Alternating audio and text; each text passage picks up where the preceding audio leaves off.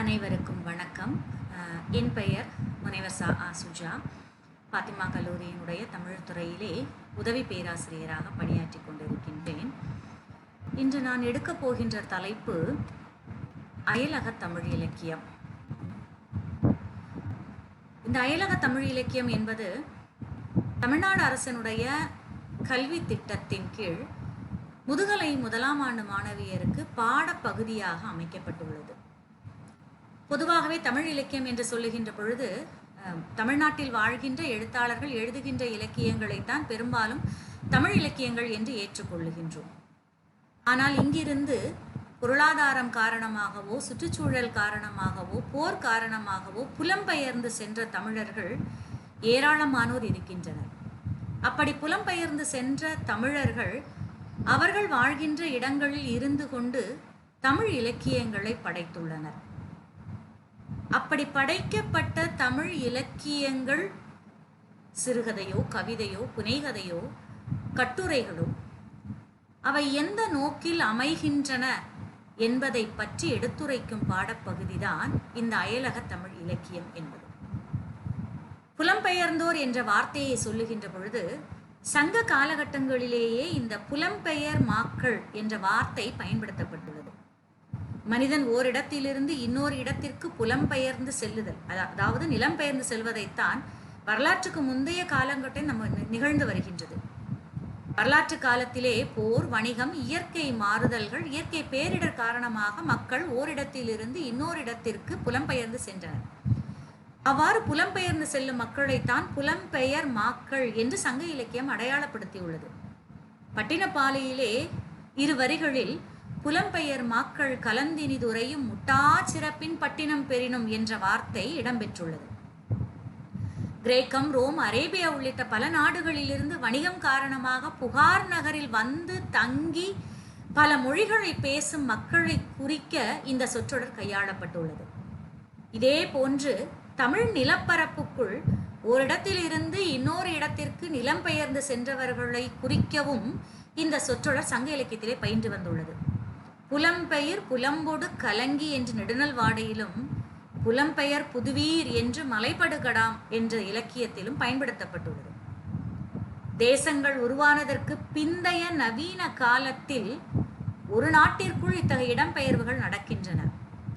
வணிகம், வறுமை, வேலையில்லா திண்டாட்டம் காரணமாக ஒரு மாநிலத்தில் இருந்து இன்னொரு மாவட்டத்திற்கோ அல்லது மாநிலத்திற்கோ இடம்பெயர்வுகள், குடியேற்றங்கள் நடக்கின்றன.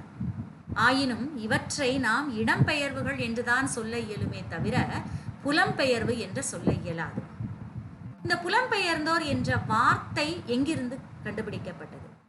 புலம்பெயர்ந்தோர் என்ற சொல் ஆங்கிலத்தில் உள்ள டயஸ்பொரா என்ற சொல்லுக்கு இணையாக தமிழில் கையாளப்படுகின்றது. டயஸ்பொரா என்ற ஆங்கில சொல் டயஸ்பெரியன் என்ற கிரேக்க சொல்லிலிருந்து உருவானது. டயா என்றால் கடத்தல் என்ற பொருளை உடையது.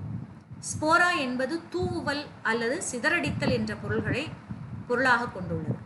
புலம்பெயர்ந்தோர் என்ற சொல்லுக்கு மூலமான இந்த டயஸ்பரா என்ற சொல்லின் முக்கிய கூறுகள் கடத்தல் என்பதும் சிதறடித்தல் என்பதுமாக அமைகின்றது. எனவே புலம்பெயர்ந்தோர் என்ற சொல் சொந்த வாழ்விடங்களிலிருந்து குடிபெயர்தல், குடியேறுதல், நாடு கடத்தப்படுதல் ஆகியவற்றின் வழியாக இடம்பெயர்ந்த சமூகங்களை குறிக்கின்றது.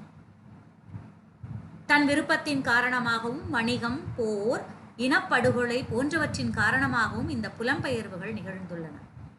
இவ்வாறு ஒரு நாட்டிலிருந்து இன்னொரு நாட்டிற்கு புலம்பெயர்ந்தவர்கள் எழுதுகின்ற இலக்கியம்தான் புலம்பெயர்ந்தோர் இலக்கியம் அல்லது அயலக தமிழ் இலக்கியம் என்று அழைக்கப்படுகின்றது. இதில் பல்வேறு சிறுகதைகளும் புதினங்களும் இருக்கின்றன. இதில் நான் எடுத்துக்கொண்ட தலைப்பு சில சிறுகதைகளும் ஒரு புதினம். சிறுகதைகளும் மலையக தோட்ட தொழிலாளர்கள் பற்றிய சிறுகதைகளை இப்பாடப்பகுதிக்கு எடுத்துக்கொண்டுள்ளேன். வடக்கு கிழக்கு அல்லாத அனைத்து பிரதேசங்களிலும் தோட்டத் தொழிலாளர்களாக தொழில் புரிவோர் இலங்கையிலிருந்து பிரித்தானியருடைய ஆட்சியினுடைய காலகட்டத்திலே பெருந்தோட்ட பயிர் செய்கைக்காக கூலி தொழிலாளர்களாக இவர்கள் தென்னிந்தியாவிலிருந்து அழைத்து வரப்பட்டவர்கள். அங்கு சென்றதற்கு பிறகு அவர் எதிர்நோக்கிய பிரச்சனைகள் என்னென்ன?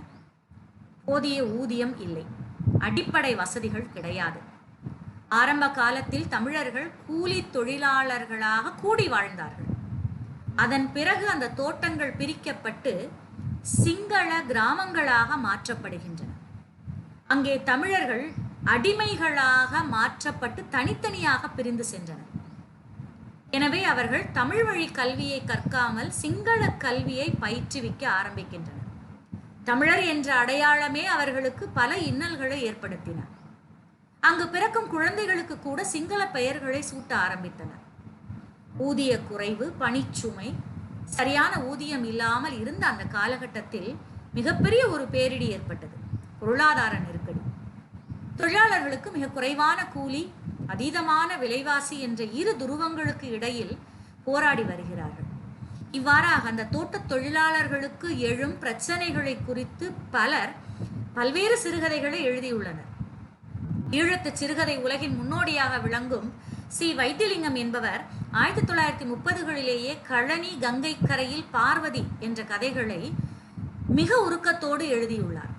1940களிலே ஆசை முருகானந்தத்தினுடைய காளிமுத்துவின் பிரஜா உரிமை, ஆனா கந்தசாமியின் நாயிலும் கடையர், வா ஆ ராசரத்தினத்தின் அன்னை, நாகராஜனின் சுமை, இவை எல்லாமே தோட்டத் தொழிலாளர்களினுடைய பிரச்சனைகளை, சிக்கல்களை எடுத்துரைப்பவை.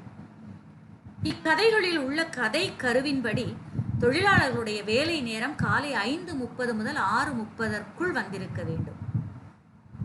துன்பம் பொறுக்காது ஓடிப்போகும் சில தொழிலாளிகளை பிடித்து வந்து மரத்தில் கட்டி சவுக்கடி அடிக்கவும் செய்தார்கள்.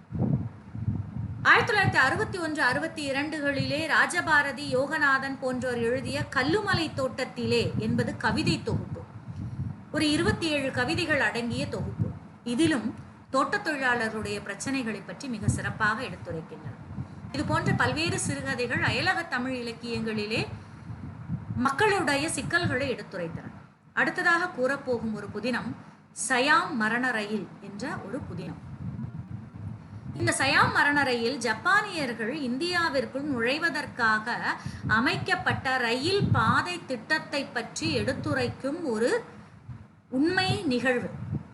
இதை பற்றி 1954 பவுல்பீரே என்பவர் குவாய் ஆற்றுப்பாலம் என்றும், 1990 கோலான் அங்காட் புதியதோர் உலகம் என்றும், 1993 ஆர் சண்முகம் என்பவர் சயாம் மரண ரயில் என்றும், 2014 ஜான்கோஸ்ட் என்பவர் மரண ரயில் பாதை என்றும், தற்காலகட்டத்திலே சி அருண் என்பவர் சயாம் பர்மா மரண ரயில் பாதை என்றும் பல்வேறு வகையான இலக்கியங்கள் தோன்றின. இதனுடைய கரு, இதில் சண்முகம் அவர்கள் எழுதிய சயாம் மரண ரயில் என்ற புதினத்தை பற்றி தான் நாம் இப்போ பேச போகின்றோம். இதனுடைய கரு என்பது 2ஆம் உலகப் போரின் போது ஜப்பானியர்கள் தாய்லாந்து, பர்மா, மலேசிய நாடுகளை கைப்பற்றுகின்றனர். இந்தியாவையும் கைப்பற்ற திட்டமிடுகின்றனர். பர்மாவிலிருந்து கடல் வழியாக அந்தமான் நிக்கோபார் வழியாகத்தான் இந்தியாவை அடைய முடியும். தரை வழியாக இந்தியாவிற்குள் இராணுவ தளவாடங்களையும் படைகளையும் கொண்டு செல்வதற்கு திட்டம் தீட்டினர். அதுதான் சயாம் மரண ரயில் பாதை திட்டம். 2ஆம் உலகப் போரில் நடந்த மிக துயரமான மனித வதைகளை இந்த நாவல் கூறுகின்றது. மாயகிருஷ்ணன் என்பவன் கதை தலைவன். தன் தந்தையை தேடுவதற்காக சயாம் இடத்திற்கு சென்றவன். அங்கே நடக்கின்ற அந்த கொடுமைகள் பற்றி அவனை மையமாக வைத்துதான் இந்த நாவல் நடைபெறுகின்றது. இந்த சயாம் மரண ரயில் திட்டம் என்பது என்ன? சயாம் எனப்படும் தாய்லாந்து நாட்டின் பகுதியிலிருந்து பாங்காங், காஞ்சனபுரி நகரங்கள் வழியாக பர்மாவின் தென்மேற்கு எல்லையில் உள்ள தன்ஃபியூஜாட் வரை 415 கிலோமீட்டருக்கு இந்த ரயில் பாதை திட்டமிடப்பட்டது. இது தொடங்கப்பட்ட ஆண்டு 1942. 1943ஆம் ஆண்டு இது நிறைவு பெறுகின்றது. இந்த ரயில் பாதை திட்டத்திற்கு 60,000 ஐரோப்பிய, அமெரிக்க போர்க்கைதிகளும் 1,80,000 ஆசிய தொழிலாளர்களும் ஈடுபடுத்தப்பட்டனர். இந்த திட்டம் முடிவுறுகின்ற நேரத்திலே ஏறத்தாழ 1,00,000 பேர் இறந்து போகின்றனர். அவர்களுள் 90,000 பேர் ஆசிய மக்கள். ஆசிய தொழிலாளர்கள் என்று சொன்னால் சீனர்கள், மலேசியர்கள், தமிழர்கள் இதில் இடம்பெற்றிருக்கின்றனர். இதில் வருகின்ற கதாபாத்திரங்கள் மாயா கிருஷ்ணன், அங்கசாலா, பார்வதி அம்மாள், முனுசாமி, வேலு, மன்னார்சாமி மற்றும் பல கதாபாத்திரங்கள். இதில் அந்த இறக்கின்ற தருவாய்களை எடுத்து சொல்லுகின்ற பொழுது பிணக்கொட்டா என்று அழைக்கப்படும் சவக்குழி, அதற்குள் இறந்த பிணங்களை அள்ளி போடுகின்றனர். பல நாட்களாக அது மூடப்படாமல் கொட்டாய் நிறைந்த பின்னரே அதை மண்ணால் மூடுகின்றனர். நோய் தீவிரமடைந்த கூலிகளை சுட்டுக் கொன்றனர். சில நேரங்களில் அவர்கள் தங்கியிருக்கும் கொட்டகையோடும் எரிக்கப்பட்டனர். கடினமான தண்டனைகள் கொடுக்கப்பட்டன. பொருளாதார தேவைக்காக புலம்பெயர்ந்து சென்ற மக்கள் படும் துயரத்தை ஆவணப்படுத்தும் புதினம்தான் இந்த சயாம் மரண ரயில். இதனுடைய முடிவு, இந்த நாவலின் முடிவு, ஜப்பான் உலகப் போரில் தோல்வி அடைந்த பிறகு இவர்கள் மலேசியாவிற்கு அனுப்பப்படுகிறார்கள். ஆனால் அங்கே உறவுகளின் சிதறலும் அழிவை கண்டு மீண்டும் சயாமிற்கு செல்வதாக புதினம் நிறைவடைகின்றது. இப்படி அயலக தமிழ் இலக்கியம் குறித்து பல்வேறு இலக்கியங்கள் அயலக மக்களினுடைய சிக்கல்களை எடுத்துரைப்பதாக இருக்கின்றன. இன்னும் பல இலக்கியங்கள் இதில் உள்ளன. மீண்டும் அடுத்த ஒரு வகுப்பில் இதை பற்றிய உரையாடலோடு உங்களை சந்திக்கின்றேன். நன்றி, வணக்கம்.